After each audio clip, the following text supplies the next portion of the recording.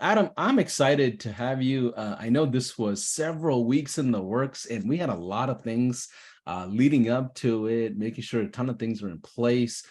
First things first, if you can do a quick intro to a lot of strangers that may not know you just yet. I know who you are. You've got quite the reputation in the community. You built several agencies to seven figures plus. First of all, thank you for jumping in on a workshop like this.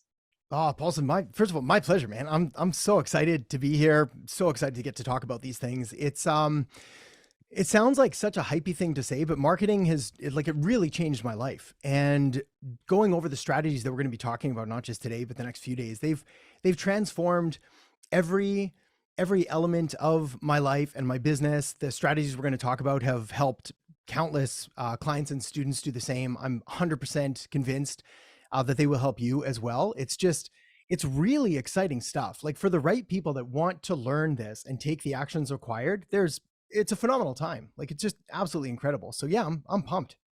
Awesome. And you're in Canada, right?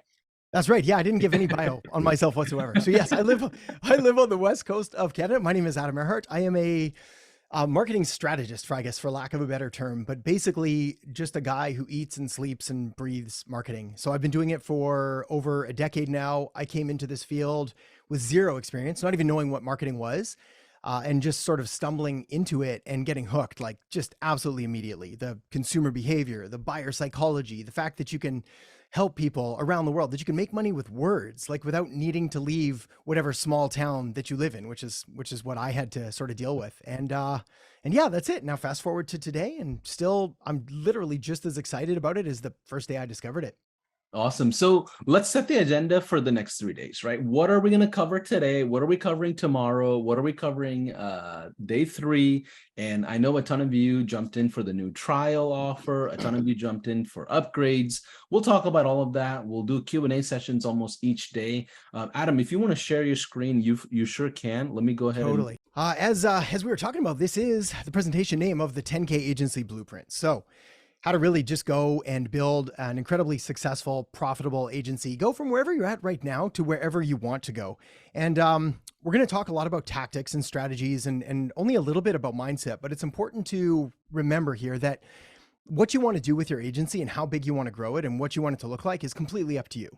There is no one size fits all model. There is no, this one is better than that one. They all have different advantages and pros and cons and so on. But it's incredibly exciting because you do have control over what you get to do. So what are we going to be covering? Day one, this is what we got. So we got client acquisition. In my view, client acquisition is the single most important element to agency success. It's also the thing that will set you apart from everybody else. And it's the thing that allows you to write your own meal ticket. So you can be a great marketer, you can be good at delivering services and doing all of that, but if you can't bring clients in the door, none of this matters. And we can always find people to help us with the actual deliverables or learning new skills, but this is the magic bullet, the magic sauce to actually growing your agency. So we'll talk about nailing your niche. Paulson and I were just talking about this before, sort of like my trajectory and my path and the tipping point where things really took off.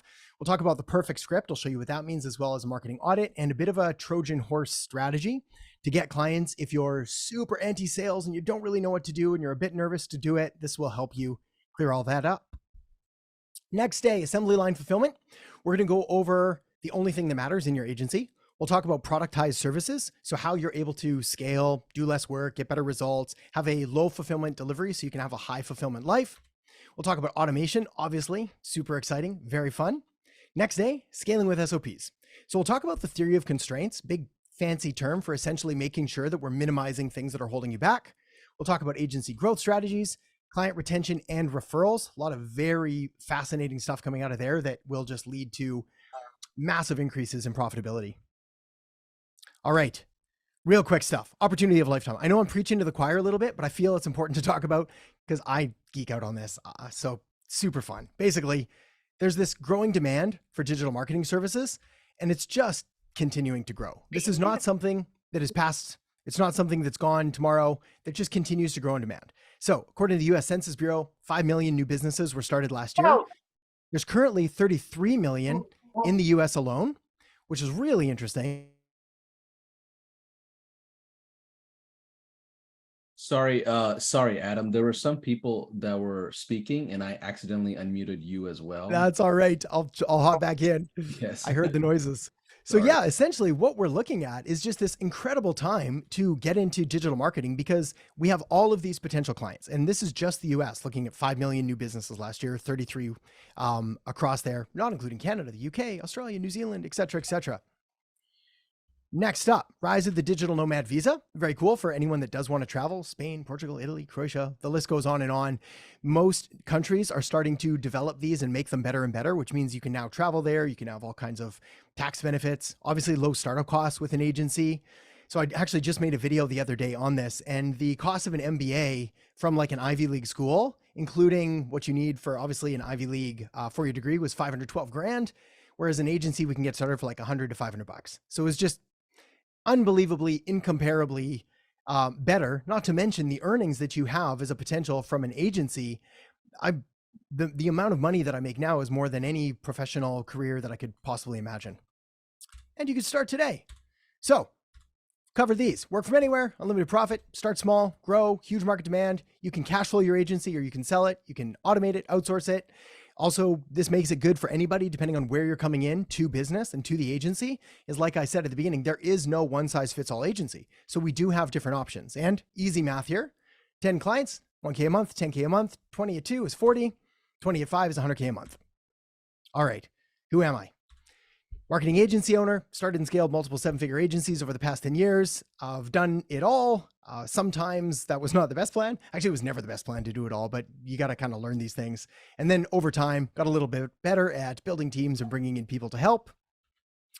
On the complete opposite side, built a 7-figure entirely content-driven business. And again, it's been about 12 years now. So we've done coaching, consulting, courses, have helped hundreds of entrepreneurs make millions a year. I'm going to try and burn through this quick because this really isn't about me. This is about you. But essentially have had the chance to do a lot of very big marketing for a lot of very big companies, from Google and Meta and Amazon and so on. But I used marketing and the agency to become financially free. That's really what this is about, is creating this time freedom, location freedom, financial freedom. So you do what you want, when you want, where you want, with who you want.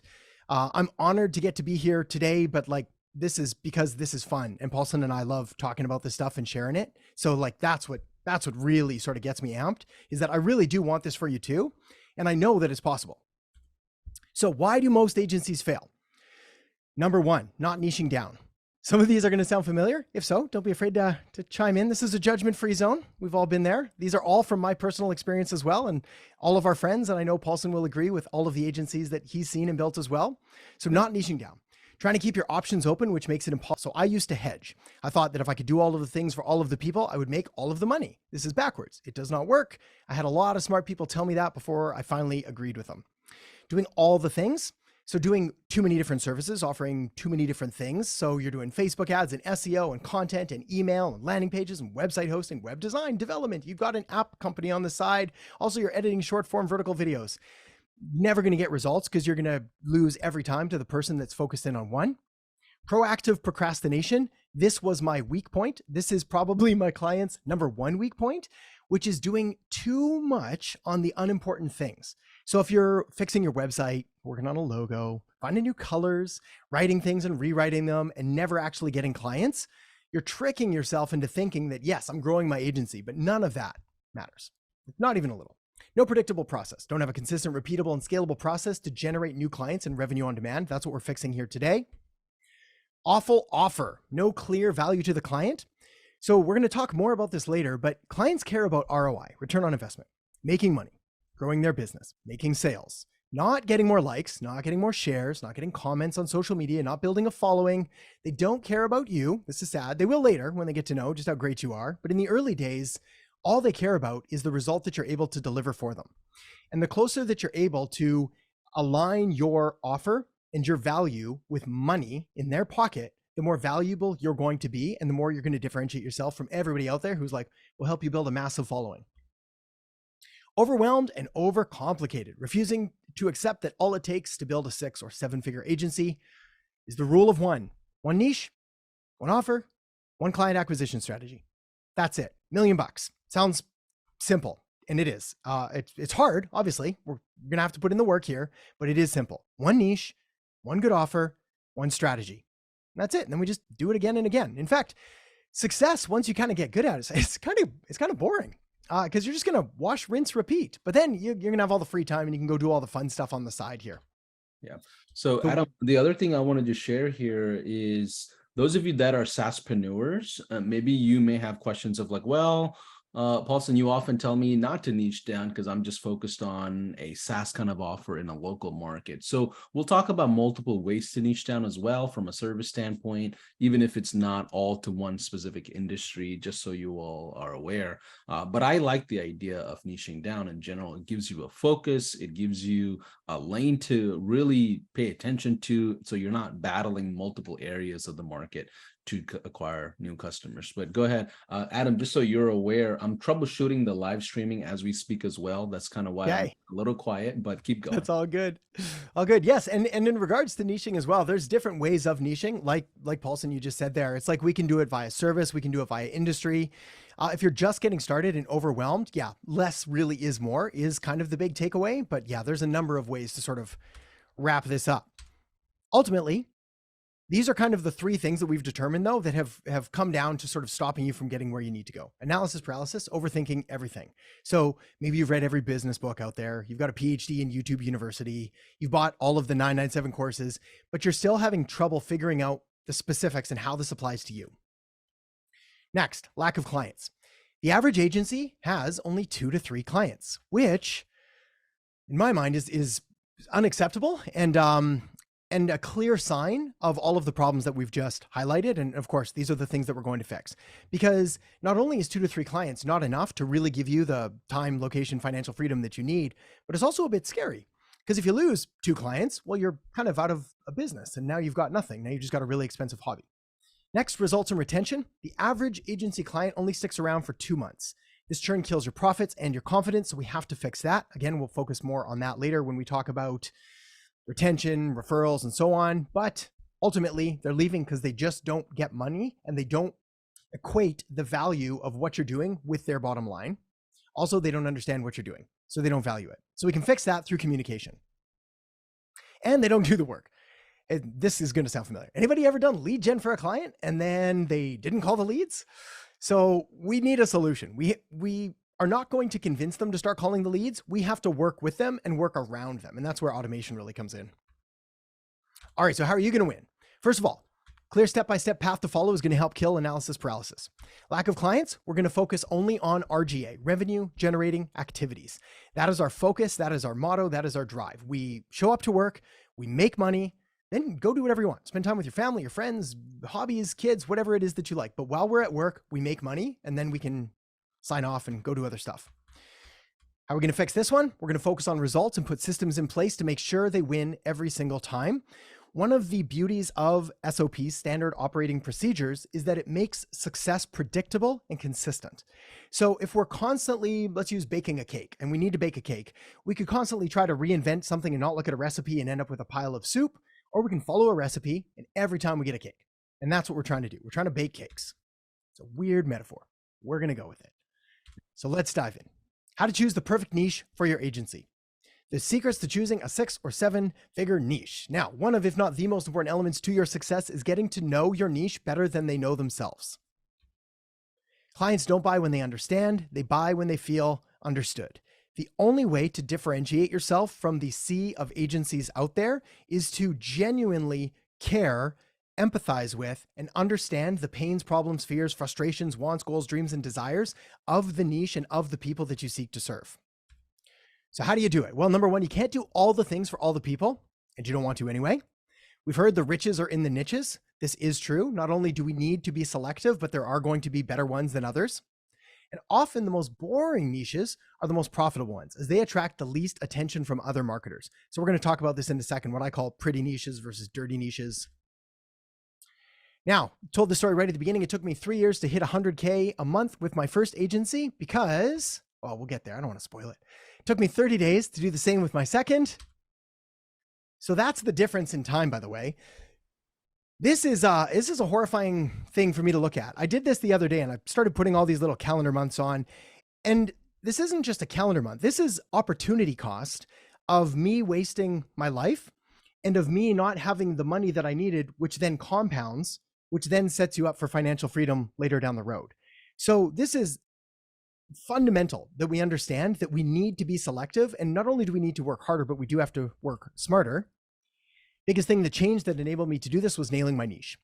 That's it. That's the secret. Obviously, there were some other things we're going to talk about, but like being selective, focusing in, that's what led to the massive success. So 3 things we got to know about choosing the niche. Number 1, the hardest niche is the one that you just started. One of the most common mistakes that a lot of new agency owners make is niche swapping. So they'll start and they'll go plumbers. Then 2 months in, they'll be like, plumbers are impossible, super competitive. I'm going roofers. Then they'll go roofers. Roofers are even harder. Forget this. I'm going chiropractors. I just saw a YouTube video about a guy making 10 mil a year with chiropractors. Then they'll do that. Then they'll do this. Then they'll do that. We've got to be focused and we've got to try to pick one, because the easiest niche you're going to be with is one you've been with for 18 to 24 months. So like around 2 years. And the longer you stick with it, the easier it's going to get, because you're going to start to know things about them they don't even know about themselves. Okay, we got 5 rules. Number 1, you got to pick a single niche, not 2, not 3. Can't do plumbers, roofers, chiros, dentists, landscapers, pool companies. You can change your niche later. I'd love for you to stick with it for as long as possible, but you're not going to marry this thing. So if you pick one, you go all in and you're like, you know what? This just ain't happening. We can change later. Number 2, do not overthink it. There is no magic niche. Oh, we're live streaming now. We got the tech working. Well, believe it or not, I turned on YouTube Live instead of Facebook Live because I don't know what happened with the Facebook settings. No magic niche. Oh, we're live now. So we'll see how long it lasts, but we will see. All right. Well, we'll keep going. Technology. Yeah. And again, with no magic niche, this next point is the most important one. If there was a niche that was just like the $1 million niche everyone won with every time, it would immediately become too saturated and too competitive. So it's like, this is the reason that I don't even really like, say, pretty niches or the ones that everybody thinks is great, because then that attracts all of the marketers. Number 2, the more specific the niche, the better, especially if it's relevant to your interests and experiences. You want to be able to do things differently and better, and the best way to do this is by really knowing and understanding your niche, which means that if you've got some kind of experience, education, interest in it, whatever it is, you're going to be able to go deeper there than other people who just aren't going to have the same affinity for it. Sales, when you're selling clients, when you're delivering services, when you're working with them, it's largely a game of energy and belief and commitment. And you can't fake caring. This is... It's funny. It's like, I'm not much of a woo-woo person, but like sales and marketing is energy. You can tell by my voice right now. I'm genuinely interested in this. I find it incredibly interesting. And if I was faking it or trying to hype myself up, you could tell. Like we're really good at sensing this in people. So when you're working with a client and they can tell that you actually care about them and you care about their business, you make sales way better than if you're like, oh, all right, yeah, this is this thing and I got to do this thing and I've got this thing and you might like it and I've helped other people. People know. Rule 3, the niche must need what you're selling. This one is obvious, but important to say. If you're selling something to someone that doesn't need it, we got to move on. The example I use is veterinarians. Where I live, veterinarians have like a 6-month waiting list. That is not a good niche to start doing marketing for, because they don't need anything that I have. I was like, would you like more clients? They're like, no, we need less. Like, okay, maybe if I had like, I could offer them CRMs or client management or referral or retention things or whatever it is. But whatever it is, we've got to make sure that they need what we've got. Also, this is important why we don't typically start with an offer first mentality. So a lot of people, when they're like, well, I'm going to start an agency and I'm going to do Facebook ads or SEO or this thing or that thing or whatever it is. The problem is if we pick the service first, we have to square peg round hole this thing and just start jamming it into different niches to see who needs it. Whereas on the other hand, if we pick a niche that we need, let's use veterinarians, and I get to know them and I was like, all right, you don't need lead gen. What do you need? And like, well, we need retention or referrals or this thing or that thing. I can start finding other solutions for them. Number 4, the niche must be able to afford it. Again, very obvious, but very important. There's a lot of people that want to go help the small business next door, the brand new bakery that their friend or their cousin started, but they can't afford $2,000 a month marketing. So we've got to make sure that we've got niches that A, have the money, but B, have clients and customers with a high enough lifetime value so that it makes sense. So again, I could do marketing for the Lamborghini dealership and I could sell them a car and that would make them 350 grand. Or I could do marketing for my favorite gelato shop down the street and they make $5. So it's like, how many $5, don't make me do the math, but like how many $5 ice creams do I have to sell to equate like one $350,000 Lamborghini? Like that's just, it's an insane amount of work. Number 5, the niche must be in demand and growing. So do the customers of your niche want what they're selling? So the example here is you don't want to be doing marketing for a newspaper company. If you're doing it in an industry that is not in demand themselves, how are you going to generate the leads for them when no one's even looking for them in the first place? So this one's a little more nuanced and we can field some questions on what this might look like, but those are the rules. So let's get specific. Pretty, dirty, crowded, growing niches. These are pretty niches. Photography, videography, esports, travel tourism, fashion, other cool things that everybody likes. Now, can you succeed in these niches? Absolutely. There's not one that I've listed here that is not a 7-figure niche that I've not done, or I don't know someone personally who has a multi-million-dollar business in these things. But they're more competitive because they also draw all of the new people to it. Photography, videography, all of these are really fun, cool, sexy kind of things to do. Dirty niches, on the other hand, people like to avoid. Pest control, funeral homes, crematoriums, junk removal, garbage collector, roofing, plumbing, and HVAC, a little less so, just because they kind of got pushed pretty hard in like the SMMA sphere, but still not quite like plumbing versus photography or videography or video games or whatever it is. We've still got a pretty big discrepancy. Made massive gains in funeral homes before, helping some really good people, offer some really good services, but just not a niche that you would typically think to go in. Crowded niches. E-com, dentists, cannabis, chiropractors, lawyers. Again, look for anything that's like pretty or growing or new. Some of these also have massive regulatory issues, legal issues. There's certain things that we just don't touch because they're just way too complicated and a bit of a nightmare to deal with. Info products could also go on here. Anytime that you see a surge of people run into the space, you've got to do a bit of a double take. So it's like zag when everybody's zigging. Growing niches. These are literally just suggestions from now. I wouldn't go into any of these without like really looking into them because they're going to change and adjust. So this is just an example of things that are growing right now. Will they be growing in 6 months, 12 months? Don't know. That's why I do love my proven dirty niches instead of looking at these. But ski, snowboard resorts, bars, nightclubs, full service restaurants. The danger of those is you've got to look at ticket price. So like restaurants, if it's not expensive enough, you're going to have a hard time generating enough money. Optometrists I like, subprime auto loans, solar power is huge. Really like that, but that's going to be more competitive. Tour operators are starting to grow again ever since we've started traveling again. 3D printers, UAV, drone manufacturers. All right. 3 steps to choose a niche to make sure you have the right one. If you already have a niche, I would still go through this and maybe even pay more careful attention because you are allowed to change. And this is going to be the foundation that we're building it on. So you got to pick something you're interested in. After all, we got to go deep. We've got to really try to understand what they do, why they do it. What do we care? So again, we've got to pick something that we're at least somewhat interested in. Remember, the easiest niche is the one you've been working with for 18 to 24 months. So if you pick something you just hate, you don't like, you don't care about, it's going to be hard to be committed to it for a while. Step number 2, run your ideas through the 5 niche rules. So don't be afraid to write out all of your potential niches: solar, landscaping, pool companies. And then, is there just one? Is it specific enough? Does it need what we have? Can it afford it? Is it in demand?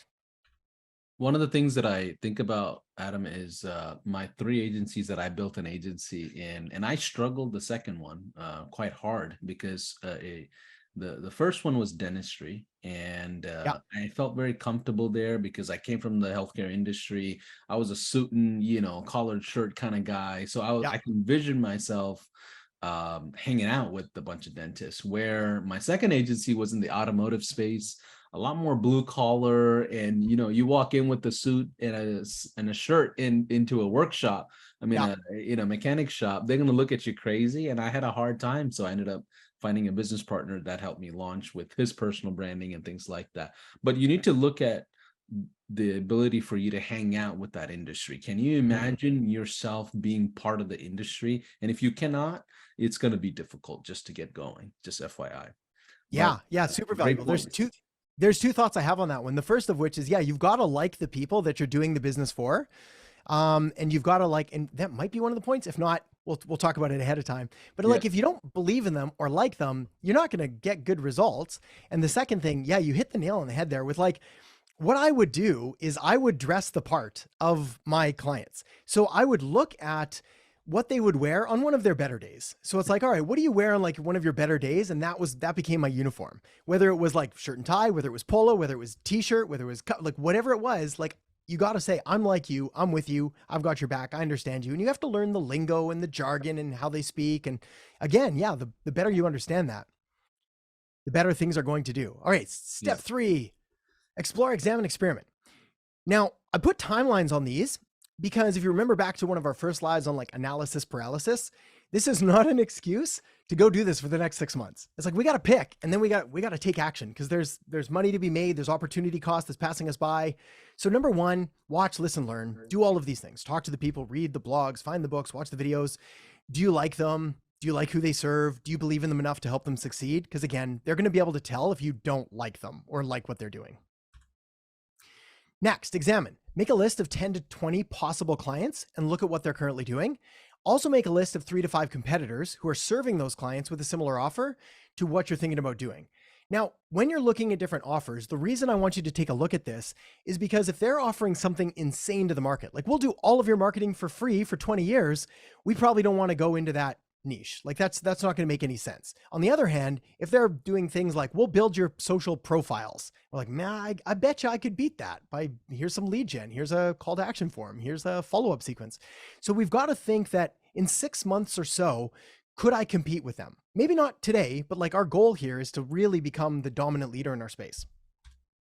Next, experiment. Now that you got a better understanding about the niche, reach out and ask to speak with them. 10 to 15 minutes to learn more about what they do, who they are, etc., etc. I have no problem working for free. A lot of people fight me on this. I'm not sure why. I don't know why. I genuinely don't. Like my agencies, the ends justify the means. And a lot of people like, no, know your worth, know your value. What if you're just getting started? You don't have any value.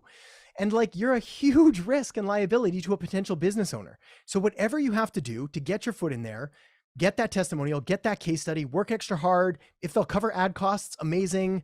Like do whatever you've got to do because you can stack that. And that's literally what I've done every single time. I would go in with no expectation. I would work for free, for minimum wage, for nothing. I'd get results. I'd get testimonials. I'd start stacking them. And then my rates would just increase and increase and increase until you're basically set. Yeah, let me actually get a temperature check of the room here. I'm gonna make sure everybody can chat. So in the chat, tell us if put a 1 in the chat if you're brand new starting out. I want to just get some interaction going here.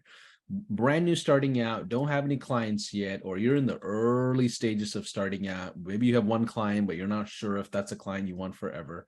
Okay, there's a ton of you that are Cool. in here.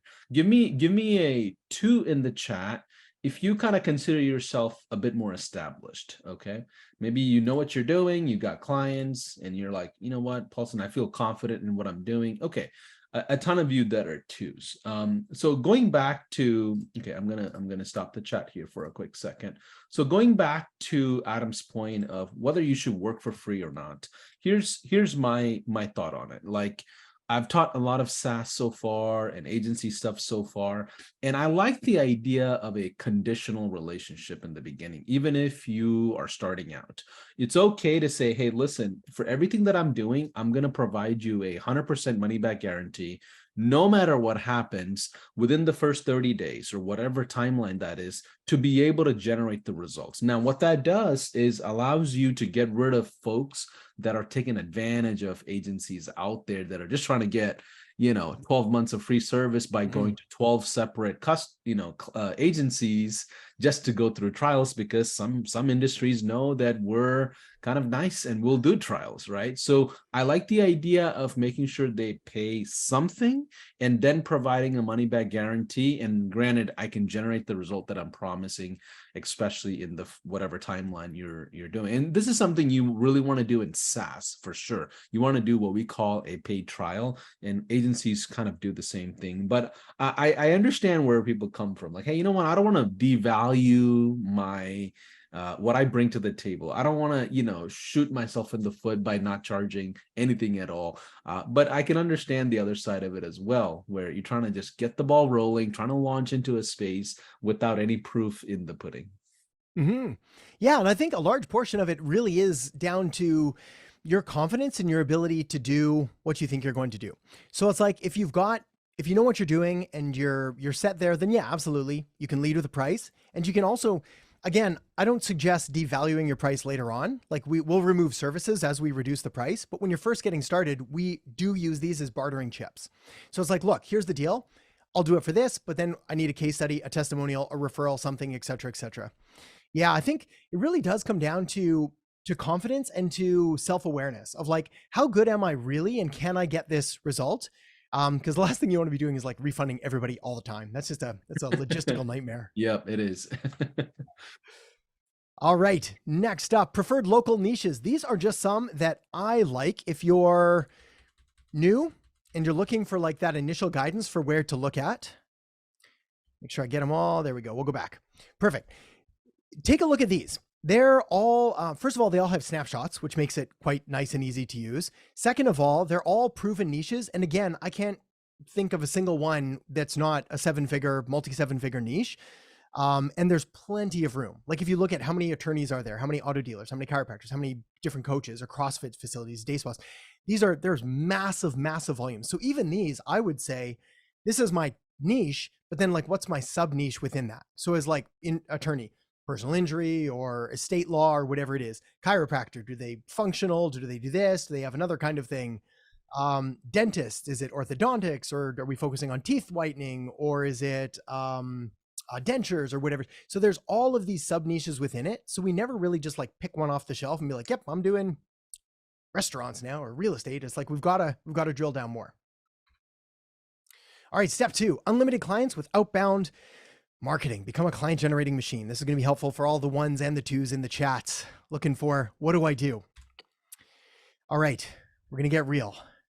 The ability to generate clients on command is the most valuable skill you could ever master, and ensures you will never go hungry again. Full stop. I couldn't tell you how many sad,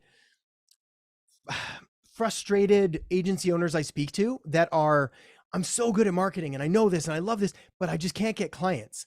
I was like, well, then you're not an agency owner yet. It's like, because that's the goal. Like, that's what makes you an agency owner, is client acquisition. If you don't have clients, you have a very expensive hobby that's sort of like taking up all your time, and you've got to either master it or we've got to move on. Now, obviously, I want you to master it. If you don't have as many clients as you would like, then this alone will solve that for you. And failing to do this will result in staying stuck and stalled exactly where you are. Again, if nothing changes, nothing changes.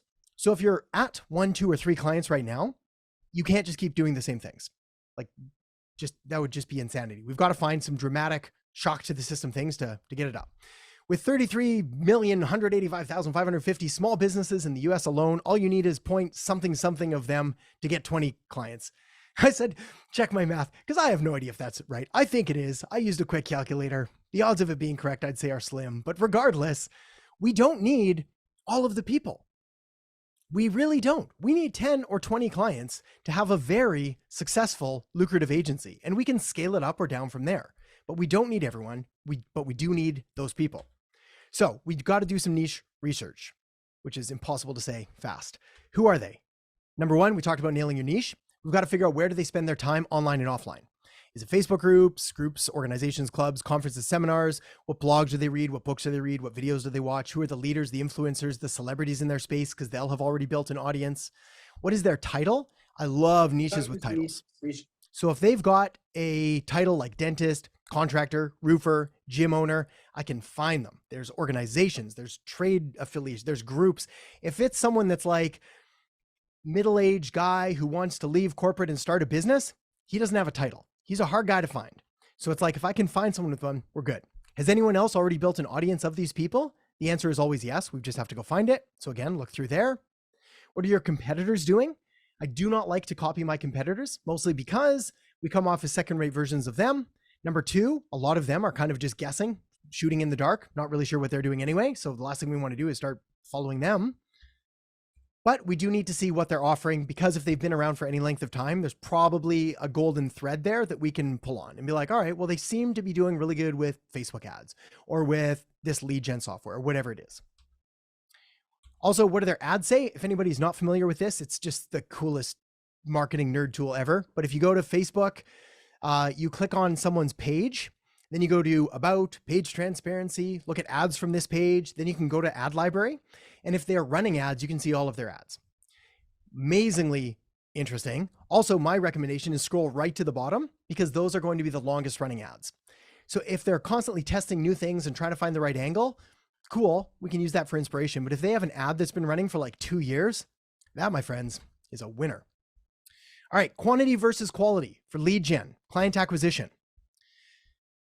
If someone came to my house and kidnapped my family, this is a morbid story, and they told me I had to make $100,000 in the next 30 days, this is the strategy I would use. And it works for everyone that I've ever, that actually can go and do this. It's not fun, it's not sexy, it's not easy automated, and it's not passive, but it's incredibly effective and it's profitable. I apologize in advance for saying it. Go ahead, Paulson. And Adam, before you kind of reveal one of the first strategies we're going to talk about is, give me a temperature in the room one more time, y'all. How many of y'all are doing SaaS agencies versus marketing agencies? Let me go ahead and make sure you can actually, I got a bunch of people directly messaging me. Let me turn on everyone. Okay, cool. Give me a 1 in the chat if you are in the early trenches of launching a SaaS agency. 1 in the chat for SaaS. We got a lot of SaaS players. Okay, cool. 2 in the chat if you're just like, you know what, Paulson, I just want to launch a agency, regular standard marketing agency, and I may or may not bake in SaaS in there regardless. Okay, cool. Okay.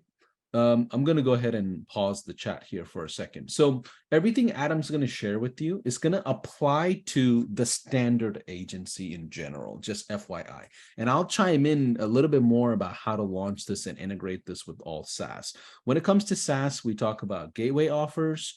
That's going to get you in the door. We talk about core offers. Those are the 4 stabilizer features that I recommend everybody to start off with. And then eventually, within 10 days or so, we teach you how to expand into the standard marketing agency offer. So everything we're talking about is really, from a SaaS standpoint, your expansion offer in general. I'm going to just share one of my slides here, Adam, if you don't mind. Yeah. Just real quick, so that way everyone, if you want to just screen shoot this, you can.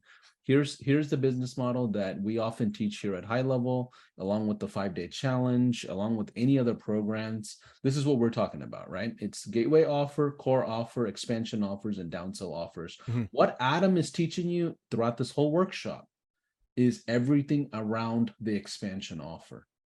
Okay, and I'll put this into the chat as well. I just want to make sure all my SaaS people understand the bigger business model, so we're not in any way, shape, or form contradicting ourselves. Okay, go ahead, Adam, if you don't mind sharing again. Go ahead. Perfect. Absolutely. Let me come back here. You see the slides again? We're all good? Yep. Okay, right on. Yeah, exactly. And we're going to talk more as well about sort of the hybrid model later, and something I call waterfall pricing. But yeah, it's very much where we're centered at. So yeah, you would want to use this for like high ticket, multi-$1,000 clients, but cold calling. I'd make 100 to 200 cold calls a day with the sole intention of booking sales appointments. That is the way to make very fast, not very much fun money, but incredibly effective. Of course, there is a way to do this right and wrong. So I'm going to walk you through a script really quick, and then we'll move on to some of the more fun ways, the ways I prefer. But the key with the cold call is that our goal is to book an appointment. That's it. We're not trying to make a sale. We're just trying to get them on the phone to figure out if they're actually qualified and interested. Again, if we do some basic conversions, 1 to 200 calls a day, average 2% close rate into appointments, 2 to 4 appointments. If we average 25% close rate on the sales, we get half to 1 new client per day. Now, let's just use easy math at 2K a pop. When I've run this strategy, if I were to run it again, that would put me at 10K a month in 5 days. That put me at 20K in 20 days. Keep going. 30K in 30 days. Where am I at? 25 days. And I've lost my math already. 30, 40K, whatever it is in 40 days. Basically, by the end of the month, I'd be back up to like 40K a month recurring. And then the next month I'd do it again and I'd have 40K base and I would just start adding at another 10, another 10, another 10, another 10. And that's how we just build it really quick. Now, not a ton of fun. So there are other options, but let me walk you through the script first. Basically, hey, Paulson, this is Adam from Agency Accelerator. How are you? Reason I'm calling is to follow up on a recent email I sent you. Does the name Agency Accelerator ring a bell? By the way, I'm going to make sure that we've all got a copy of this script as well for download. So we don't have to copy and paste it. Great. No problem. Will we work with this to help them do this, etc.? Is this a priority for you? Then depending yes or no, we can basically follow through. Great. Well, seeing as you want to do this, I'd love to set up a quick meeting where I can walk you through things, show you exactly what's happening. Does this work for you? If they say no, I say, oh, interesting. Don't usually hear that, as most people do want clients, growth, sales, revenue. Still making my offer. I'd still love to set up a quick time so I can figure out what's top of mind, et cetera, et cetera. These calls take like 20 to 30 seconds. If you go in and you're not rude and you're polite and you're hard to get rid of, so you don't just like hang up the phone. They're like, I'm busy, click. You're like, oh, I totally understand. I'm so sorry. Yes, I appreciate that. Look, only reason I'm calling is because of this. And we genuinely care. That's the difference. People can tell your tone. They can tell when you care. And if you genuinely care, 9 times out of 10, they're going to at least be polite. And then we can make our offer and whatever. And it just works. Of course, there is another way. That's the quantity. We can go quality, which is the marketing audit, which is also allows us to install this instant trust and authority builder. Now, if someone came to my house and didn't kidnap my family and told me I had to make $1 million in the next 365 days, this is the strategy I would use because it's more fun. We use technology, shifts the power dynamic, turning you from a salesperson into a trusted advisor, and is effective and incredibly profitable. So again, if I'm like strapped for cash and I need it in 30 days, I'm probably calling. If I've got a year and I'm going for the mill, this is probably the strategy I'm using. What it is, it's an unsolicited video audit of a potential client's business and marketing. We use software, probably no surprise which one, but I'm going to walk you through how to do that in a second. We send a video report via email. We can follow up with a call if we want to, and it will increase your conversion rate. But if you're just absolutely terrified of calling, we don't have to. We can do this in 3 to 5 minutes in audit, which means you can spend 60 to 120 minutes in a 4-hour day. Simple, repeatable, scalable. Do this every day for as many clients as you could ever possibly want. Again, what's interesting here is that if we remember back to like the first things we were talking about creating predictable client acquisition, this is the secret. We find a system, we do the system, and then we get the results. It's much like if you imagine fitness, weight loss, whatever it is, like if you follow a simple system time and time again, you're going to get the results. It may not happen quite as quickly as you want. You may have to make some tweaks in there, but like the results always show up. Where people fail is that they either don't do it or they start doing it and they quit. So we just have to sort of put on our blinders and get to work. Yeah, on that note, I can share a couple of different things, especially even in other systems, right? Like, so, a lot of you want to do cold emailing, just as an example, but no one understands the volume of what it really takes to really do effective cold emailing properly. You need to be shooting out at least 1,500 to 2,000 emails per day. That turns into usually 10 to 12 positive responses of some kind. And you got to set up some Zap that allows your appointment setters to go through those positive, inquiries and make sure that's an actual phone call that you can generate and convert maybe 1,500 emails into 3 or 4 phone calls. Like, that's the volume that it takes. So if you shot out 500 emails and you're like, well, Paulson, cold emailing doesn't work for me. Yeah, well, the cold emailing effort that you might have put forth probably wouldn't yield the results. And same thing applies here. There is a certain level of volume. There's a certain level of time that you want to spend in launching a strategy. So even if it's through, I'm assuming Loom or one of those, video creators that we're going to blast away, you want to make sure you're giving at least 90 days worth of time, and just to make that promise to yourself. You know what? One strategy, one thing that I'm going to do, I'm not going to stop for 90 days or something like that. So then I can give myself enough time to yield the harvest of the labor. Okay. Yeah, totally. Go ahead, Adam. Yeah, I know. It's such a good point. There's a really simple story that I use to sort of separate sort of like the amateur from the professional, is that out here on the West Coast, it's a very athletic type of people. A lot of my friends are pro snowboarders and pro mountain bikers and ultra endurance athletes. So I went out for a run with them because I'm not really a runner. I like biking and snowboarding and all that, but we went for a run and I thought that I was okay at it. And they kept pushing and pushing and pushing. Anyway, I ended up running a marathon. They then go on and run another one or two later that afternoon. They run like 100 miles. And I was like, I get Wow. it. I was sick for like a week. I couldn't move, couldn't walk, but I was like, I get it. This is the difference. My full blown effort is your warm up. That's why you're so much better than I am at this. Like, same thing mountain biking. We went mountain biking. We climb up the mountain. I'm like, I'm about done, guys. And they're like, cool. Well, we haven't even got to the top. We're not even started. So one of them hung out with me and fed me Gatorade and got me hydrated so I didn't literally die on the side of a mountain. Professional versus amateur. We need statistically significant information. We need enough of it. So yeah, we have to put in more than you think. But again, if you just keep like, why am I doing this? Why is this important to me? What are the benefits? What are the payoffs? And I mean, they're like phenomenal. Like what's on the other side of this wall is just absolutely phenomenal. Okay, so how do we do these video audits? Well, first of all, I use obviously high level prospecting. So I go in there, I type in any random business, industry, landscapers near me. I think I used for this one, found some landscapers this one's in Phoenix. Immediately I get an audit. I can see everything they're doing. Let's go forward. I can see if they've got their status claimed, if they have a chat widget, if they've got a text enabled, all of these things that I'm going to then be able to reach out to them.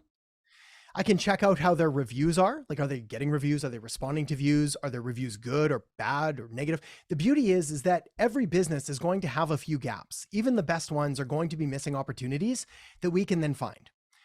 Again, there, I can see all their citations, which for anybody, if you're looking at doing, say, local SEO, one of the fastest, easiest ways to get a business result is just citation building. It's kind of like a secret weapon when it comes to SEO, is people are like, it's so complicated. I was like, yeah, okay, but if you're doing local SEO for the Google Map Pack, it's kind of just citation volume. So just use Yext and we just buy a bunch of citations and then they rank and you look like a magician. Yeah, and by the way, when you're looking at that screen, those of you that might be brand new to High Level, maybe you don't even have an account yet, High Level has a prospecting tool that's built inside your agency account view that will allow you to go through and prospect local businesses, and the system will tell you what they're missing, what they're not missing. And essentially what Adam is implying is you can just generate an audit that's even also built inside the system that you can shoot out at scale, and maybe even throw in like a Loom video that explains the whole thing. You'll probably add your flavor to it, but this is all built inside High Level. This is not like a random third-party integration that Adam have created or maybe built into his mix, but this is native inside High Level today. And I think we launched it at the conference a couple of weeks ago in Dallas, just FYI. But continue. Yeah. No, thanks for pointing that out, Paulson. I didn't do a good job explaining that. Yeah, this has been people throw this term around so much, but like it really was a game changer because like I was now able to go in, and before we'd have to scrape lead lists, we'd have to find leads from other places, we could go to D7 Lead Finder or whatever else. But now I literally, and this is exactly what I'm teaching all of my clients as well, is we come into prospecting, we put in our niche, we put in all of the different cities that we want to go for, we pull up all the businesses, we click them, we generate reports, and it's just like that. We just crank them out, and we can send it as a PDF. We can send it as a link for them to go to, or we can put the special sauce on it, which I'm going to talk about in just a second. But yes, all of this is there. The other thing that I'll do is use basically any number of free SEO software and do a very simple thing as well. So here I've got SpyFu, just punch it in and I can see all of their traffic. By the way, I made sure that I wasn't logged in to show you this is just the free one. So you don't need to go sign up for this account. I can see their competition. I can see their keywords. I can see top Google ad buy recommendation, which is really cool because now I can go to them. By the way, when I'm delivering this, we'll make sure I expand on this later. I'm giving them all of this value for free. So I'm saying, hey, Adam here from Agency Accelerator. I was looking through your business. I saw this. Here's an opportunity. I'd recommend doing this. Also, I looked at your Google ads buy. You'll see there's a couple things here that would be really good value, which means we don't have to pay a lot. You get high rate, Also, if you look at that part, just fell off. These are keywords that they've just lost from the first page. So now I can see, hey, you used to be on the first page, but now you're on the second page, which for me as a marketer, I mean, these are the easiest things ever. We throw a couple links at those and they're back on the first page. And now again, you look like a magician because they're never going to figure out how to do this themselves. And then the secret sauce, Loom, whatever, any video recording software. I think we've used Loom. It seems to be like the agency video thing. But what I do is I make a video and I literally walk them through everything I just said. Here's this thing, here's this thing, here's this thing, here's what I found, here's this, here's this. By the way, if you'd like me to, I've got a few more things I didn't have time to get to. I'd be happy to walk you through them in a quick call. Take like 5-10 minutes tops. That's my call to action. That is about the most neutral, easy approach you could ever do. I've just gone to a business, given them a ton of value, made the softest call to action ever. I know they're going to go back to my site and look through all my materials, see that I actually do. Then I'm going to book an appointment. Then I'm going to walk them through everything we talked about. And my pitch is really, yes, here are all the problems. They're going to say yes. I'm like, would you like help with that? And they're going to say yes. And then I was like, great. Now I can walk you through what it looks like. So, Adam, couple of things I want to just address here. Hmm. So, number one is you need to think about volume that it takes and how you're going to replicate yourself, right? So, these activities that we're talking about, it doesn't necessarily have to be from you. Once you have some SOPs that we'll talk about later, you're going to possibly have another person on your team or a virtual team member. I don't even like to say the words to VAs, but like it's someone that's remotely working with you that can create these at volume scale. And I'm assuming we're going to talk a little bit about that later on in maybe day 3 or somewhat when we talk about fulfillment. But the idea is to get yourself to maybe like 10-15 clients organically. And then at that point, you can launch with paid ads and go berserk in an industry, because by then you got 10 to 12 case studies to build off of as well. But keep going. I don't want to interrupt here. Yeah, no, that's perfect. Good addition. Thank you. Yeah, very much. Like in the early days, we've got 2 different tools that we can play with, 2 different resources. We have time and we have money. And in the early days, we have a lot more time than we do money. But as soon as we get enough money in, we can buy back all of that time. So it's like in the early days of my agency, like I said, I did everything. I wrote all the copy and did all the meetings and made all the calls. And now my agency runs without me ever. Like I check in maybe once a month and be like, hi, everyone. And they're like, we're good. We're fine. Everything's good. Like it's all set up. So it's like, that's where we want to transition to. All right. Trojan horse strategy. Instant rapport, know, like, and trust. How to win friends and influence clients. Don't sue, Dale Carnegie. So here's the Trojan horse strategy. This one's like, I'm going to call it intermediate advanced, but it's just so cool. I just love it too much. So we're going to invite them to be a guest on your podcast. Now, objection number 1. What if I don't have a podcast? Well, we're going to start one using Zoom or Skype or Riverside or whatever it is, because a podcast is not a full-blown radio television show. It is a conversation between 2 people. That is a podcast.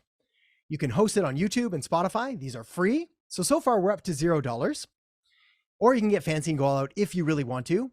But here's the important point. The goal is not to create an award-winning podcast. This is a client acquisition strategy.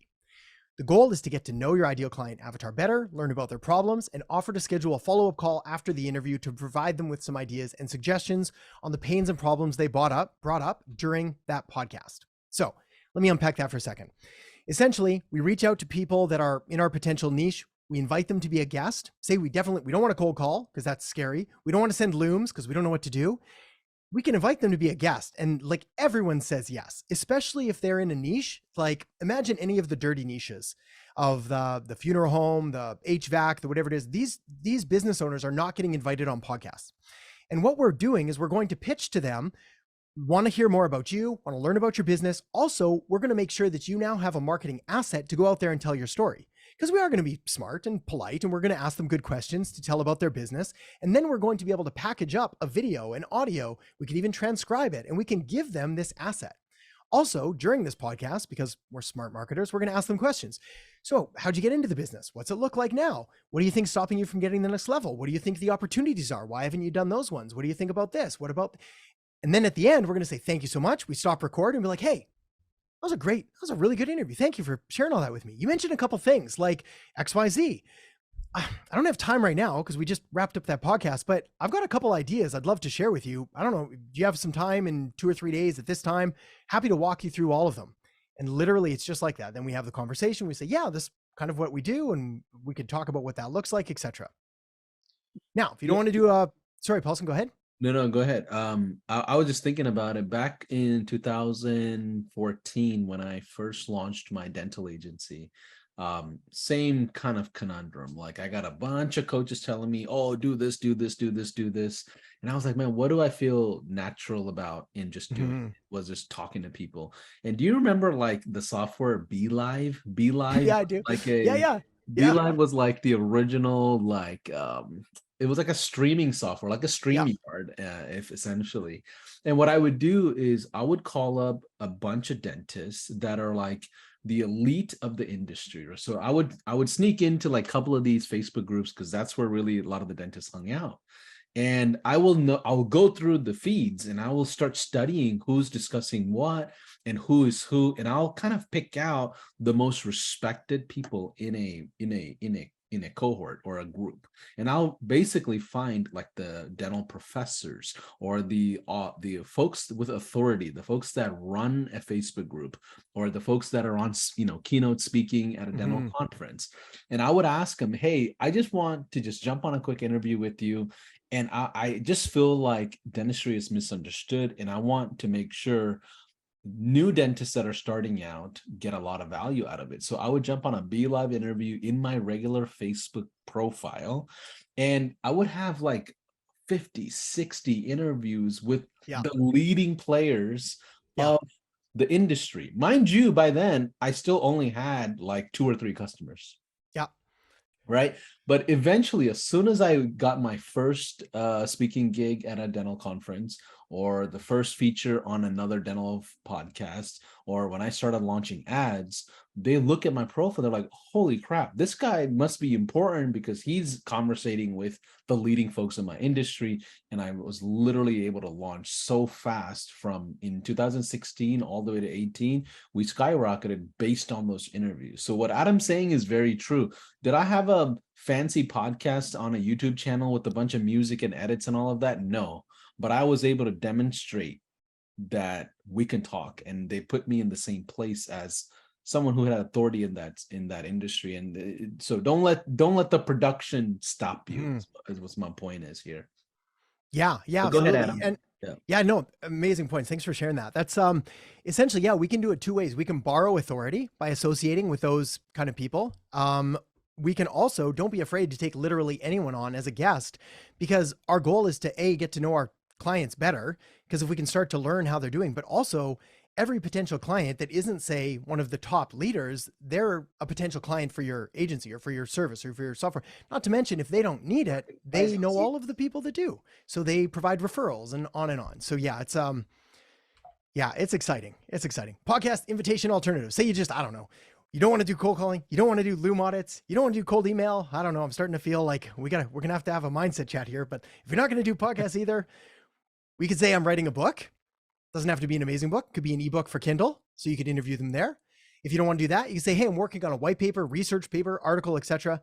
The problem with this is it doesn't have quite the same weight to be able to give them an asset in the end. Or I would just love to interview you for my blog. So again, podcast is going to be easier. It's just a whole lot better, and there's that higher perceived value from the client side. All right, here's the script. I'm going to make sure that we've got a link for this as well, so you don't have to copy this all out. But this is it. This is the podcast email interview that we basically send. And it says, hey, each week we do this. Being on a guest helps this. I think you'd be great for this. If you have questions about it prior, you can do this. And that's it. And then we send a follow-up, and we might send another follow-up, and we'll get, like Paulson said, 50 to 60 interviews. I mean, just insane exposure that you could not pay for. Like if you had to go out and pay a PR company to like, go get me these people, it'd be hundreds and hundreds, if not thousands of dollars per pop. So it's like you're saving 50 to 100 grand in potential PR just by sending some of these emails out yourself. All right. And that's a whole lot of stuff in one day, but that's it. Well, That's the it for first today. day, yeah, the first day, what we're about to do a Q&A, and I've got a special bonus for everybody that's staying through, just FYI. A couple of big questions that come up is like, Paulson, am I going to get the slides and all these things that you're sharing? Yes, of course, you're going to get all the slides. Paulson, can I make sure I get the replay as well? And I'm like, yes, we'll get the replays. So I found out in the middle of our session, Adam, that Zoom had an outing on all their streaming services. Oh So it boy. wasn't just me. I'm losing my hair here. I'm trying to figure out what happened. So That's our production team just let me know just now, hey, Zoom's having a global outage, no problem. So what I did was do a live stream into the YouTube channel. Thank God I yeah. have access to it. So you can watch mostly everything we talked about today in the YouTube streaming. And here's what I want you to do. Those of you, we're about to do a Q&A on everything that we talked about. But for the workshop, if you are brand new to high level, I twisted a couple of arms here to make sure this is available to you. You can go to gohighlevel.com/Adam workshop offer and sign up for a 30-day trial, which we normally don't do. That is gohighlevel.com/Adam workshop offer. And you can take advantage of it.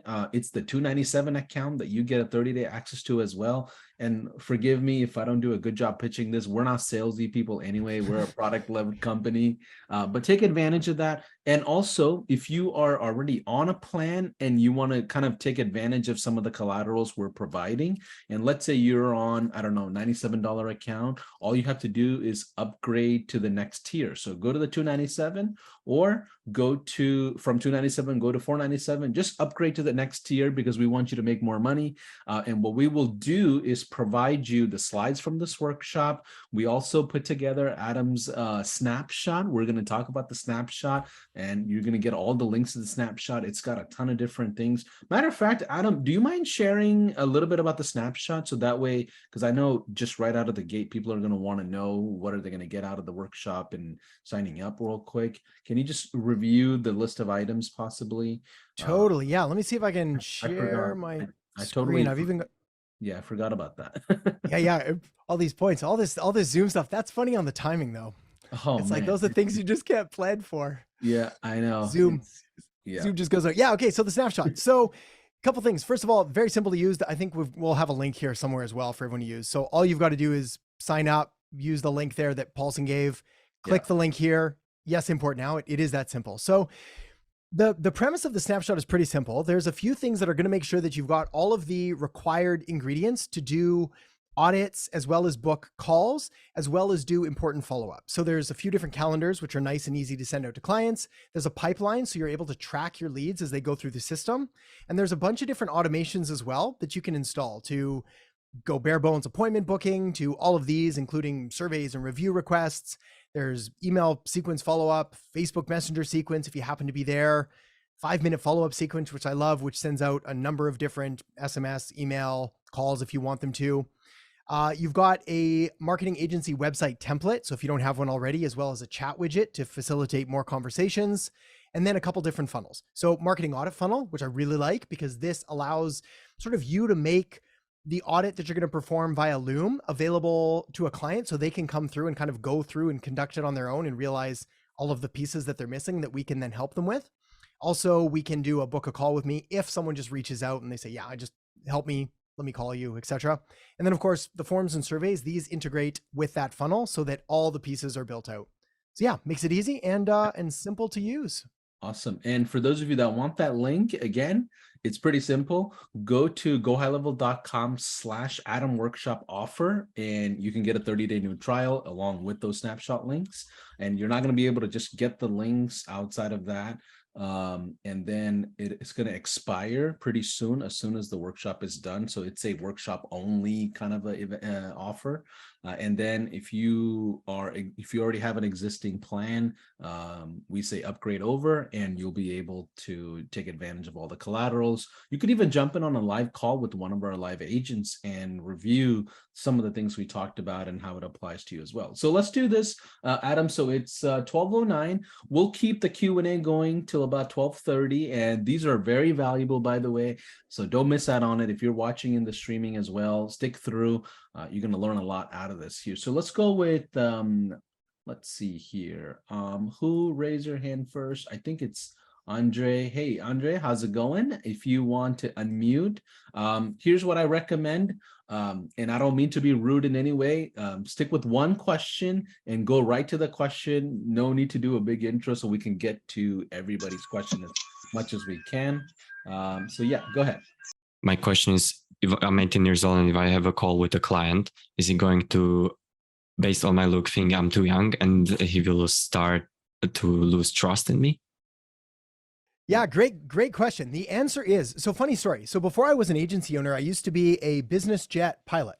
And I started flying when I was 17, and I got my first business jet pilot job when I was 21, and I looked like I was 12. And I like legitimately looked unbelievably young. And I remember the clients getting on board and they're like, "You're the pilot?" And then, you know what? They got on the plane anyway. And the reason is because the way that I presented myself, like we had to wear a fancy suit and all that. Like I stood tall and confident, even though I was scared out of my mind.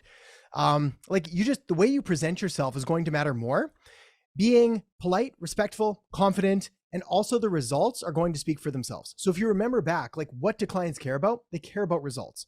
Whether you're 18 or 80, if you're the one that's able to get them this result, yeah, that's really all that matters. I mean, sure, there might be some that judge based on that, but like people kind of judge everyone anyway. So your goal is always to think, well, okay, if I look young, how do I not necessarily look older, but maybe I'll put on a collar, or maybe I'll make sure I'm in the right setting, or maybe I'll make sure that my microphone is a little more clear, or whatever I can do to sort of add more authority and weight to my advice. Yeah, and I recommend something similar, like lean into the age that you are young. So for example, like if you look at stories like the Jared Currys of the world, Jared, if you don't know who that is, he's like 18 years old.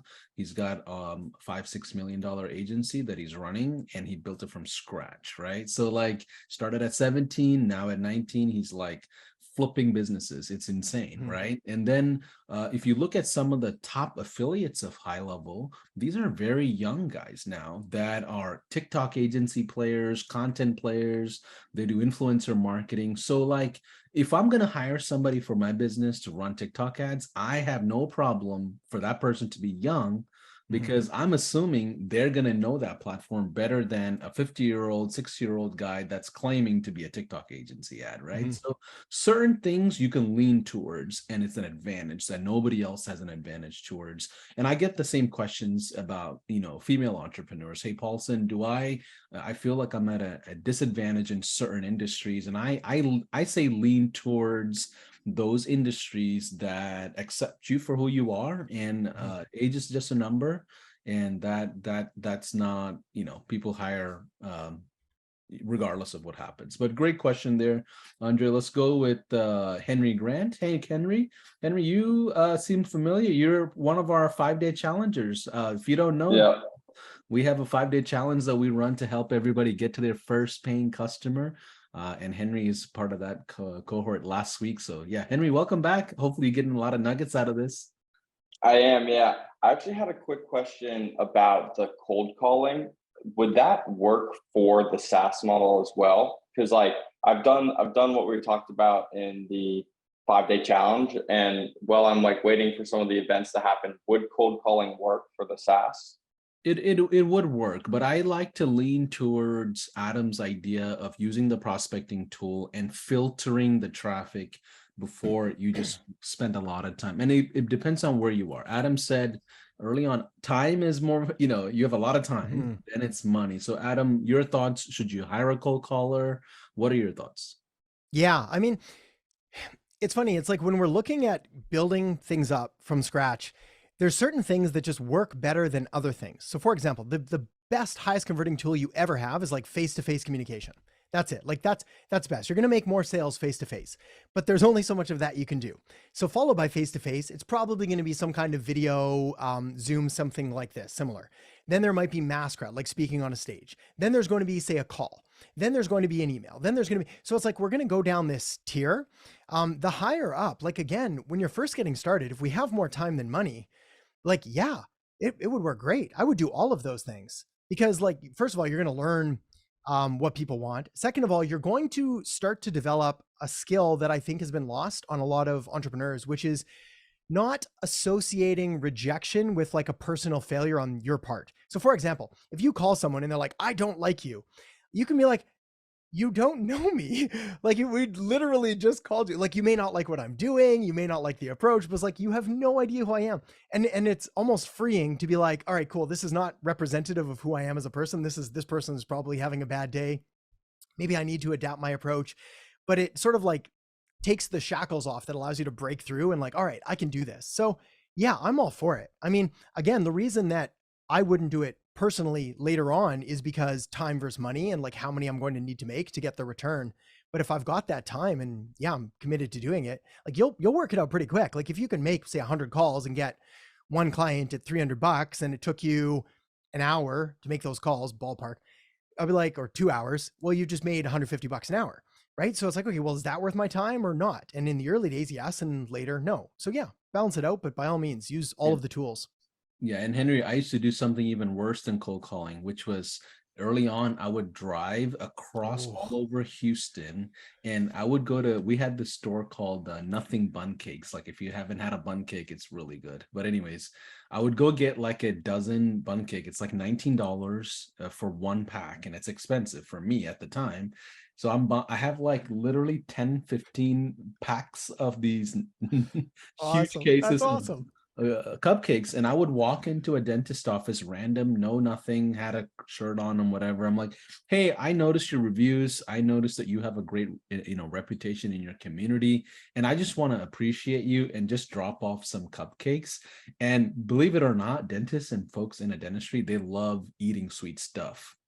I don't know why, they love it. But anyways, they would call me back and be like, hey, what do you do? Like, who are you? Are you a patient? Yeah. Like, it would just astronomical type of results that I got off of that. But it's a lot of time. I mean, imagine 10 dental practices you drive to every single day. I did that for like a month and a half. Like I get tears thinking about the amount of work that we took.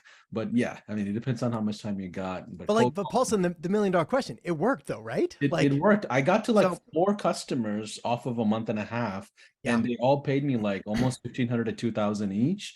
And that allowed me to go buy bigger mastermind courses, which then created a bigger circle of influence. And I realized, oh, you got to run paid ads, you got to do influencer marketing, all these. I'm learning new strategies off of that. But yeah, it worked for me at the time. Yeah. Yeah, I did. So to piggyback off that, when I first started, I did lumpy mail. And this was pre, like I legitimately, and I'm going to date myself, but like I would film a video, I'd burn it to a DVD. I would print out their business logo on the DVD, send it, FedEx it, write a whole report, and I would mail it to them. And I had like a 10% conversion rate with it because it was just ridiculous. So I'd be FedExing these money I could not afford. Like it was like $50 a package, but I'd spend $500 and I'd get a $3,000 a month client. So I'm like, what if I just did more and I could do 10 in a day? So it was like, it worked out unbelievable. So it's like, I can make $3,000 a day by sending lumpy mail, but like who sends lumpy mail? That's weird. Right. But like, yeah, you got to just do the things. Yeah. And there's actually a few people that do direct mail for their own agency in a local area, and they get a lot of SaaS customers off of that. But Sona, hey, Sona, how's it going? Let's go ahead and ask your question. There you are. Okay. Hey, I'm doing good. Awesome. Nice to see you again. Yes. My question is regarding my prospecting. So my market is in Dubai. I'm focusing there, but most of the agencies, if you call them, most of the clinics that I want to work with, if you call them, you get their front desk, and sometimes they are very persistent. They don't want to give you chance for you to even talk to them. But I also noticed they said in Dubai, there are a lot of people who always call randomly. So they find those calls so annoying.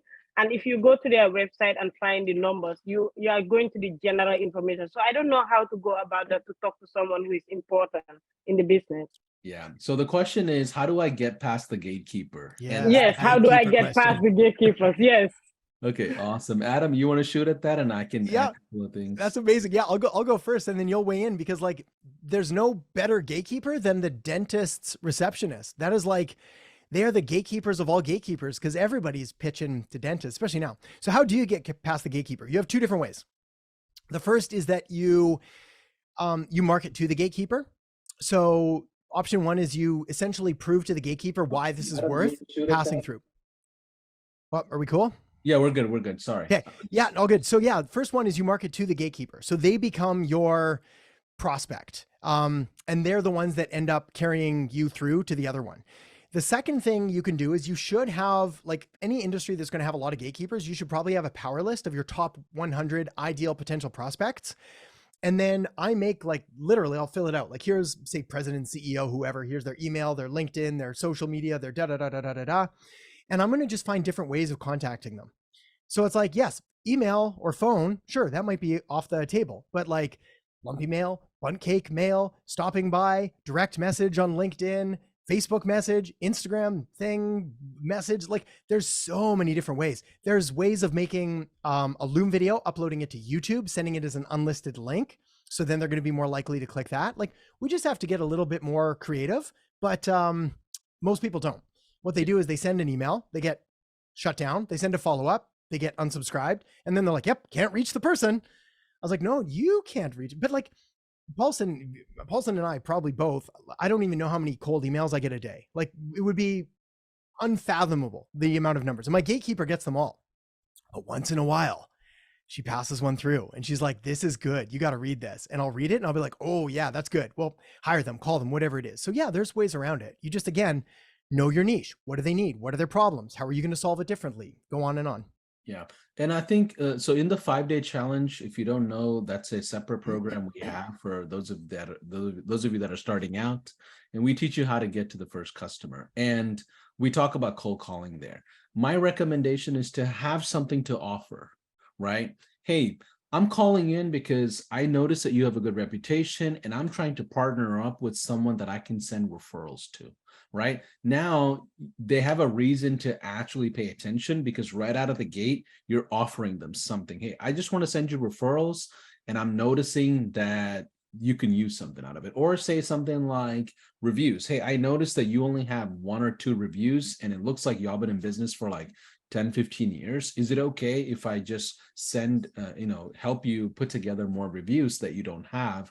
And cold calling is about volume, right? You need to go through at least 150 to 200 cold calls a day to really measure the results, whether it's working or not. And to Henry Grant's point, when he asked, what I thought about is like, when you do cold calling, you tend to develop a voice around the fulfillment. You tend to have a voice of confidence that you build up over time. And it usually helps you in other areas of the business. But great question. Let's go with George. I'm sorry. Let's see. George. Is it George? Yes, that's correct. Okay. Awesome. All the European names, I butchered them all, man. I'm sorry. No worries. Yeah, I only had a quick question. You said something about like a marketing audit. Now, how you would go around doing a marketing audit if you only offer like Facebook ads instead of just like the normal standardized thing, like with reviews and everything? Yeah, right on. So easier actually. If they're already running Facebook ads, your life is super simple because all we do is we go through that link where it says, basically go to their page, find out the audience, the insights, the about, are they running ads, page transparency, et cetera, et cetera. And then you can look at their ads and you can offer suggestions or provide alternate copy. The worst pitch ever is like, hey, your ad's terrible. Here's all the things you're doing wrong. I can make it better. We get those all the time. And I was like, I don't know. This is rude and not effective. So it's like, we can do better than that. If they're not running ads, then you can look at what their competitors are doing. And you can be like, hey, here's some of your competitors' ads. If their competitors aren't running ads, I'm starting to wonder what's going on. You could also look at, it's the a Chrome plugin called Facebook Pixel Helper. And that'll show you if they have the pixel installed on their page. Then you can look for issues or if they're even doing that. Yeah, there's a number of different ways to sort of go through and audit someone's account, or probably the best way is to just offer them like a free ad. Like if they're really good, but like, hey, I wrote this ad. Do you want me to send it over? And if they say yes, then you can write it then. But you could basically scrape some of their data, put together an ad, send it back with graphics or without. Yep. Awesome. And I don't want to add to that. I think that's fair.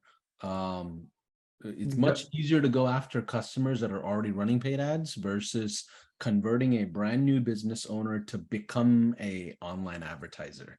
Do the first, which is go after someone that's already running ads. Yeah, we say I only preach to the choir. So it's like when it comes to it's Eugene Schwartz. Oh, we'll get super nerdy here for a second. Eugene Schwartz and his book, Breakthrough Advertising, back in the 60s. Yeah. He talks about like the 5 levels of awareness and like unaware all the way through.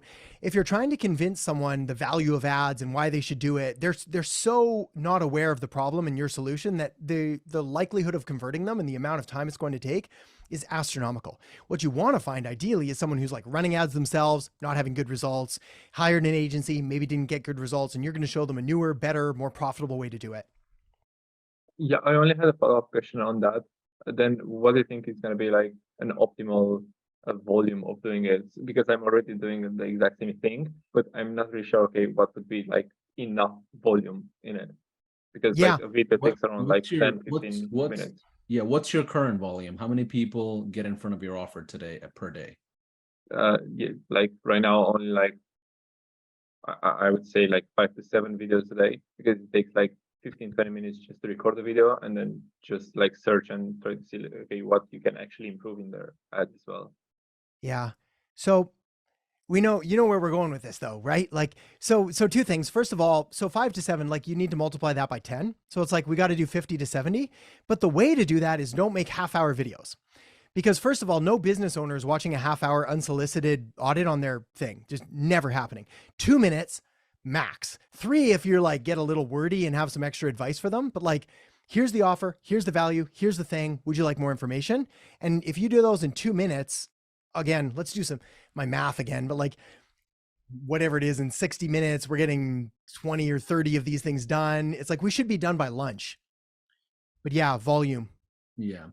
Yeah, I even think 50, 60 might not even be enough in certain industries, right? Because if you go after a saturated industry or a market, you need to be in the hundreds. Like a dentist, you need to be in the hundreds. But if you're going after, let's say, marriage counselors or something in a very small pocket, maybe 70 you can get away with. So it also depends on the saturation of the market. But that's a great question. Let's go with Arnav. Hey Arnav, how's it going? Let's see, 12:27. We'll keep the Q&A going for another 10 minutes. And if you have questions, let me go ahead and unmute the chat here, so that way everybody can chime in with questions as well, and I can pick some of those out if you don't want to come on video. But Arnav, hey, how's it going? Yeah, I'm doing good. So Adam, you said that solar was a good niche, right? Mm-hmm. I just wanted to ask, how would you offer free trials for solar though, especially for reactivation campaigns too? Yeah, what do you mean? Sorry, like, are you thinking what that free trial would look like, or what the offer is? Because the answer is, go ahead. Sorry. No, you're good. Okay. Yeah, the answer is really whatever you want. Like, the key is when you're thinking, let's use solar, perfect, as the example, but to make it more broad to anyone, I want you to imagine who is your niche, the person that you're going after. What is the pain or the problem that they have? What is the result that I can offer that's going to prove to them quickly that I know what I'm doing and I'm able to get them results? So a customer reactivation campaign is perfect. Typically, I like to keep those as like my ace up my sleeve though, for after I sign them on, because that enables them to immediately, like, I mitigate all forms of buyer's remorse. They're like, wow, this guy's really good. He got me all these results. I can't believe that happened. So I don't like to give that as a free trial. What I'd rather do is like, here's what we're going to do. We're going to set this up or set that up, or I'm going to get you leads here. Ads almost always work well for that because I'm able to generate instant conversations. So it's like, look, if you cover the ad spend, I'm going to set these ads up.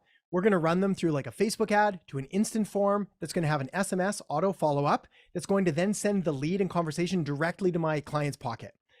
Like that's when everything changed for my second or third agency. Was like, we literally ran the leads to a conversation in their pocket. So their phone would just buzz and they'd be like, it's a new lead. It's a new lead. It's a new lead. It's a conversation. And they're like, what did you do?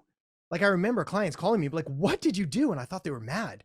And like, this is insane. Like, I'm getting nonstop calls. So again, that's what we could do. But again, if they have a need with SEO, we could rank a very long tail keyword. Those are simple. In fact, we could just literally put it on their page and rank it in a day. If they're doing social, we could just drive it to a simple call to action that would initiate a conversation. Like, it's basically endless, and it depends on what the client wants. Yeah.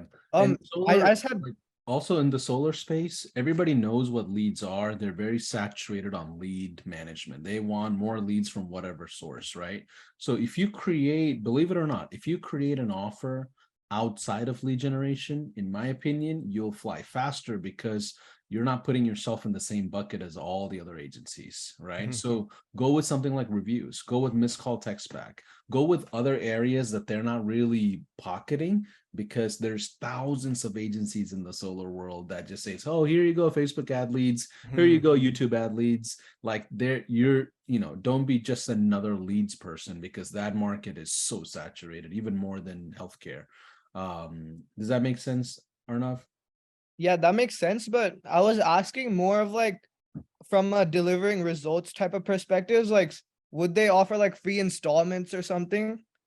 Oh, that's- yeah, like from their end. Yeah, you got to ask them, right? Because every solar, just like every dentist, every roofer, every contract, they all have their own thing. So one of the first questions I ask when I onboard a new client is like, how are you getting clients?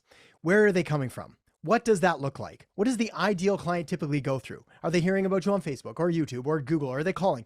What is your best offer that seems to always work? What do people never say no to? Yeah, these are client onboarding questions, and that will help guide you towards the best offer to make for them. Yeah, you always want to convince your customers to launch an offer. If they don't give you an offer to play with, then it's very Yeah. difficult to deliver results. And if they say no, hey, Paulson, I don't want to discount anything, or I don't want to create an offer, I almost will pass on that customer because I know what I'm signing up for in general. Brian, hey Brian, how's it going? Let's see, 12:31. We got a few more minutes, but go ahead, Brian. Yeah. Which Brian? I think there's multiple Brians. Sorry, Brian Chitio that I just pinned. There you go. Thank you. Sorry, other Brian. Yeah, I'm already a member. It's been about 4 or 5 months. Great stuff on high level. It's amazing. How do we? Oh, first off, are we going to have a recorded version of this somewhere? Of course, yeah. Okay. And second, how do we access the offers you're doing if we're already a member? If you're already a member, you can go to and speak to one of our live agents. Here we go. Here, I'll just roll that. Go to speakwith.us/consult, and you can talk to one of our live agents, and they will give you all the collaterals and make sure you get the 5-day challenge course, you get the SaaSpreneur Local Hero course, as well as Adam's snapshots and everything else that he's providing. So you can just talk to a live agent and just get access to all of those. Okay. Oh, and that's just the link. Speak no higher level anyway, just like that. Yeah, you said you already spoke. You already have the accounts, right? You already Yeah, have I have an links. account. Yeah, you can talk to one of our live agents and grab all the links. And I like for you to talk to a live agent because they can make sure things are set up. You have all the accesses, and they can double check everything with you. Okay. Awesome. Thank you so much. Yeah, for sure. Let's go with Joseph Brown. Hey, I'm sorry, SK. Oh my gosh, thank you. So y'all been talking about, marketing. You can make $2,000 a month per agency. Right now you talked about the acquisition of landing, clients. My question is like, what do you do after? Like, what are you doing? Like, are you creating content, ads? What are you doing for them? Oh, yeah. The fulfillment. Okay. We'll talk about it in day 3 in detail, but go ahead, Adam. Yeah. So yeah, $2,000 is kind of like a rough number. I've charged in the agency when I was first starting, like nothing, like couple hundred bucks, all the way up to $5,000, $10,000, $20,000, $50,000, $100,000 a month, for services. So there is no one size fits all. When we ran like the Facebook ads retainer, we were up at about $5,000 a month. So what we would do is we'd run all their ads, we'd charge $5,000, they'd pay for their ad spend, and they were spending 20, 30, 50 grand a month. When we ran SEO, it was around 2,500 to $5,000 a month for ranking different websites. I've never done real content creation because it's not as high value. So for me, when I'm thinking about services that I can offer to a client, the more money I'm able to make them, the more money I'm able to charge. So if I can make, like we did email marketing for a client, we made them $4 million. So it's like, so for them to pay me 40 grand is a drop in the bucket because we can like 100x their ROI. So it's like, we've got to figure out service deliveries. It's really interesting, but it's like, what's going to be easy for you to deliver? What's high value to the client? What do you actually enjoy? What can we automate and use all of the different softwares for? Does that help answer? Yeah, I guess. It depends on your niche, right? You can even sell the agency the 297 a month, but you're doing an add-on where you're like, okay, I'll help you write or run your ads, but you're going to pay for all the ads. So you're Right. just clicking a button, or you needed to learn some skills, or do you provide those skills Oh too? yeah. You definitely there's a lot more than clicking a button when it comes to fulfillment of marketing services. You have to develop skill sets like YouTube ads. Running YouTube ads is not the same thing as running Facebook ads. Running SaaS is not the same thing as running marketing services. Those are all skill set that you essentially would have to develop and understand and be able to run other people's money on those platforms. It's a skill set that you have to develop that then you go charge for, build a brand around, and expand. Like when I first started off my agency, I charged $500 to run literally all campaigns, right? Mhm. And then I realized I can charge $3,500 and drive specific type of results. So I would do like Invisalign ads, and that became kind of my specialty in the Invisalign guy. So you are developing skills, and we're going to talk about this in detail in day 3. We also talk about this in our SaaSpreneur Local Hero course, as well as the 5-day challenge. So take a look at that as well. Let's go with Joseph Brown. Hey, Joseph, we are at 12:36. I'm gonna keep this going till 12:45. Okay, at Central Time. We're in Central Time. Joseph, hope you're not driving. No, I'm here, Wilson and Adam. My question is about the prospecting tool. Yeah. Basically, I want to know, can I use it to prospect in the UK? You can prospect it globally. Okay, so if for example, I wanted to search for restaurants in the UK, what would I need to type? Do I need to type in the name of restaurants and then UK? Yeah. There's actually webinars and trainings inside our YouTube channel around the prospecting tool. So I would say take a look at that and you'll be able to navigate through it. But the idea is for you to be able to identify local businesses in your area. So yeah, 1000%. The prospecting tool is definitely fruitful, and it's in the early stages, right? We just launched it. So I assume it's a little, not advanced. It's a skateboard. It's not a racing car just yet, but eventually we'll develop it even further, right? And that's just the way we launch high level features in general. I think two things on that real quick.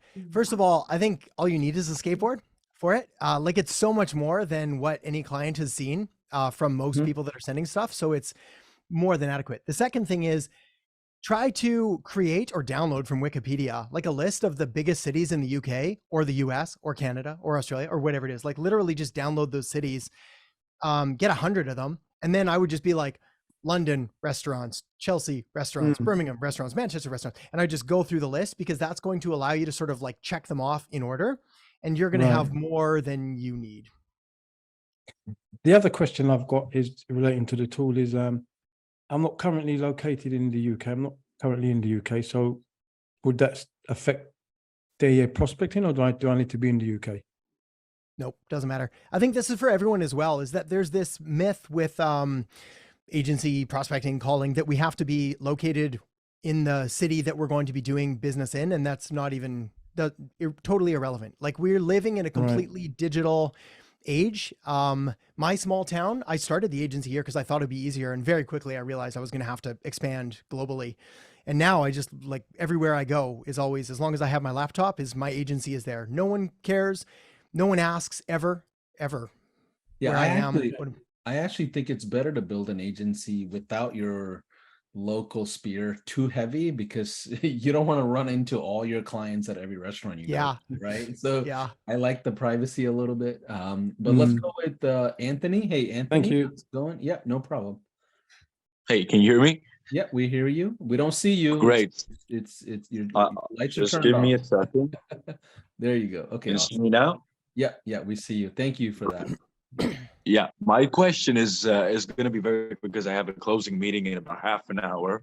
And what I wanted to know from you guys is, because I use SaaS only, not marketing agency or anything. I just want to know because I'm very good in cold calls. I can make the demand for my client to get in a closing meeting with me. But when I get to the closing meeting, it's very difficult for me to understand and to cover his pain points with a high level tools because I'm very new to the business. If you could just give me a few tips on how to close the gaps between the demand, the supply, from the high level tools. Sounds good. I'm going to stop your video because it's really choppy, but I'm going to go ahead and answer your question here. So in the 5-day challenge course that we have, which is completely free for anybody to jump into, we talk about how to close with SaaS. The biggest problem with SaaS is a lot of people lead with features and you don't want to lead with features. And it's so confusing. And I train basically how to lead with one specific result and then land and expand. It's our Trojan horse strategy. So take a look at that. That'll give you the best advice. And then the last thing I'll share before Adam does is ask your customers how they want to be closed. Hey, how do you make a decision around something like this so we can start a relationship? And when they tell you, Paulson, call me back tomorrow, I just need to just check a couple of things, that's a good sign. Then you can actually hold them accountable to that request of call versus just trying to close them on the call with no relationship, no like and trust or none of that. So ask your customers how they would like to be closed, and they probably will give you a good range of how they can get started. Adam, thoughts on that? Yeah, all of that's perfect. I mean, the only thing I would add is that if you're really don't know what you're going to offer, then you can treat this as like a discovery and then come back to them later with a full-fledged proposal. So it's like, I would just spend that meeting just asking all of the questions. Like, what's your lifetime value? How are you currently acquiring customers? Where are you doing the marketing? Where are you getting the best results? Where do you feel the opportunities that aren't being acted on, et cetera, et cetera. So I'm just taking notes and notes and notes. Then I'm able to then go into the software and be like, all right, he's got all of these problems. What is the best solution for it? And then I can put together a compelling argument to then go talk to him. And I could probably do that within like the next day. Yeah. Awesome. So, and I'm going to be brief with it because I really like the templates with the cold callings and stuff. Will you send these templates to us through email or something, like automatically after the meeting is finished? Paulson, I'll make sure they go to the email to you to get distributed. Yeah. So just to be specific, if you're brand new to high level, first things first, you got to take advantage of our 30-day trial and you get all the collaterals we're describing here completely for free. If you're an existing customer, what you have to do is basically upgrade to the next higher tier because we want you to really make more money and understand more things you can do and offer. So as long as you do those things with the link that we provided, you can jump into a call or you'll get the emails when you upgrade or sign up for a new trial with all these collaterals. I already have the 497 plan. How do I use the link you guys sent me to do that thing? Yeah, if you're already on a 497 plan, just jump on a quick call with one of our live agents at speakwith.us/consult, and they can provide all these things for you if you're in the highest plan already. You typically won't be able to upgrade from the highest to a higher plan if we don't have an offer for you. So that means you're already on SaaS and you're basically taking advantage of it. So just talk to one of our consultants there and they'll set it all up for you, okay? And they'll give you access to courses. Okay, awesome. So Adam, without any further ado, let's talk about tomorrow. And I want to stop the Q&A here. Let's talk about tomorrow. We talked a lot about setting up the offer properly today and setting up the business model. What are we going to learn tomorrow? Tomorrow is, let me scroll back up, make sure I don't miss anything for the slide. Tomorrow is assembly line fulfillment. So we're going to talk about things that matter to clients, the only thing that really matters and how to get it. We'll talk about productized services. And essentially this is a bit of that hybrid between SaaS, between like a full-blown agency model. I love both. I really like it's all good. So we've got to figure out how do we marry these two together in a way that suits you and your goals. And then we'll talk about automation as well, because it's important that we don't put the cart before the horse too much, but we've got to be thinking with the end in mind that we don't want our agencies to take over our entire lives and chew up all of our time. So we've got to be, yes, we're going to put in a lot of time and energy in the early stages, but that's to build this really solid foundation that then feeds us and our families for the rest of our lifetimes. So yeah, good things to come. So we're going to talk about assembly line fulfillment, basically SaaS with services or SaaS only or marketing services only. I'll talk a little bit about SaaS fulfillment. And Adam's going to talk a lot more about the agency side fulfillment, and we'll kind of marry the two for those of you that are interested in doing somewhat of a hybrid model as well. Either way, there's going to be something for everybody to watch. So today Zoom had a global outing, so we couldn't do the live streaming into the Facebook group, but the live streaming happened in the YouTube channel. And just to make it simple, I'm going to try to see if we can Zoom live stream into the Facebook group. So if you don't have access to our high level official Facebook group, join access, find it online and request access, because we'll do the streaming in there. But tomorrow I'll see you same time, 12 p.m. Eastern Standard Time, and we'll have recordings in the YouTube channels and everywhere else. Don't worry, we'll have all the collaterals out there for you as well. But again, if you want to take advantage of the trial, it's gohighlevel.com/Adam workshop offer, and that offer is only gonna be live throughout these live sessions. As soon as the live session is done on Wednesday, we're going to cut that off, because we don't like to provide 30-day trials. We don't think it's needed, but we just want to make that as an available bonus to you. But anyways, I'll see everybody tomorrow. Take care.